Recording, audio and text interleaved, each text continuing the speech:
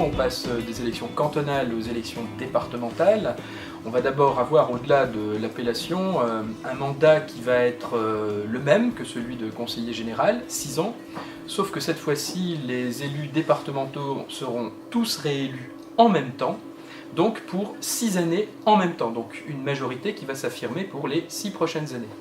Ce qui va changer, c'est d'abord le nombre de cantons, puisque actuellement nous sommes 77 conseillers généraux, donc 77 cantons. On réduit de moitié le nombre de cantons, qui va donc passer à 39 cantons, mais les cantons vont être élargis.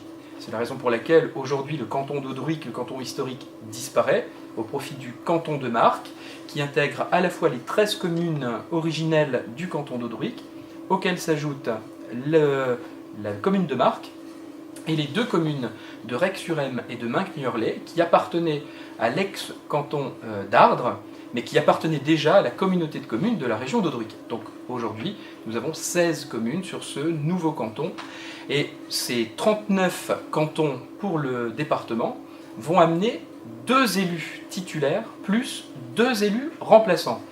Et pour assurer donc la parité, il y aura en élu titulaire un homme, une femme, en élu remplaçant, un homme, une femme. On va donc élire un quadrinôme, un quatuor, 2 hommes, 2 femmes, qui, un homme, une femme, siégeront de manière permanente. Ça assurera évidemment la parité à l'intérieur de l'institution départementale. Donc on vient de voir le changement de limite géographique du canton. Il y a une autre modification importante pour cette élection, c'est le mode de calcul pour accéder au second tour ou pour être élu directement. Effectivement, jusqu'alors, lors des élections au Conseil général, il fallait cumuler 12,5% des votants. Aujourd'hui, le calcul est un petit peu plus compliqué, et donc la qualification pour le second tour et l'élection définitive, c'est qu'il faut totaliser au moins 12,5% des inscrits, ce qui change considérablement la donne. Et donc il est important d'aller voter, il faut se mobiliser. Oui, alors d'une manière générale, tout vote est extrêmement mobilisateur, ou devrait être mobilisateur, parce que c'est ce qui fait vivre la démocratie, c'est ce droit de vote qui a été chèrement acquis et qui aujourd'hui doit pouvoir s'exprimer, partant du principe que le droit de vote ne s'use que si l'on ne s'en sert pas.